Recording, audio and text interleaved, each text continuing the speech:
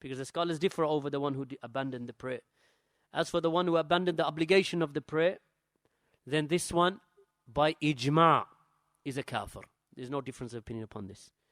The one who denies the obligation of the prayer, he says, as for the prayer, it is not obligatory. This one is a kafir, unless he is ignorant. If he's ignorant and he's told that the prayer is an obligation, then he denies the obligation, then he becomes a kafir.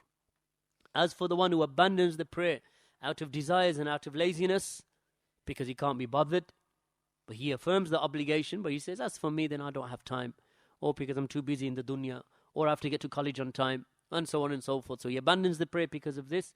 Then this one, the scholars, they differ, and they fall into different, even those scholars who differ, they fall into various camps.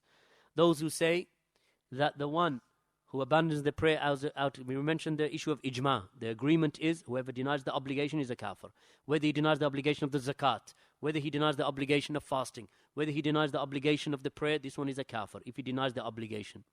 As for the one who affirms the obligation, but he abandons the salah, the prayer, not zakat, not fasting, not hajj, he abandons all of those out of laziness, he's a major sinner. The issue the crux of the issue between the ulama of our times is, what about the one who abandons the prayer out of laziness? This one, or out of following his desires or following the dunya, affirms obligation, denies the salah.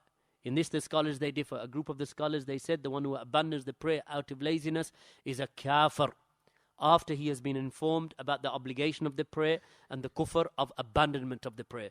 This one is a kafir outside the fold of Islam. So he affirms the obligation, but he does not pray out of laziness. As for the one who affirms the obligation and prays out of laziness, or refuses to pray out of laziness, then another group of scholars, they say that he's a believer, but weak in iman, and he has fallen into one of the gravest of sins.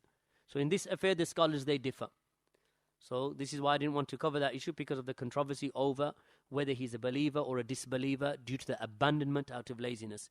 Nevertheless, those sinners who commit sins, or they do not fast, or they do not give zakat, or they do not perform hajj whilst they had the ability, and they died after having the ability, and they had the path that would take them to hajj, and they refused to perform the hajj because they wanted to gather their wealth and not perform the hajj, then such a person is considered to be, if he dies upon that state, and he abandoned the hajj year after year whilst he had the ability, then this one is considered to be a sinner, of course, in the opinion of the scholars.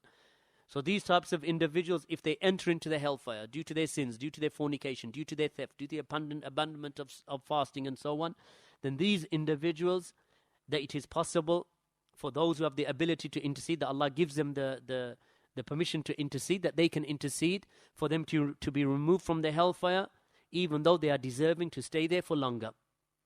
Then there are those individuals who are deserving of the hellfire, but they have not been thrown into the hellfire. So then the intercessor intercedes for them with Allah's permission, and they are not put into the hellfire even though they were deserving of it.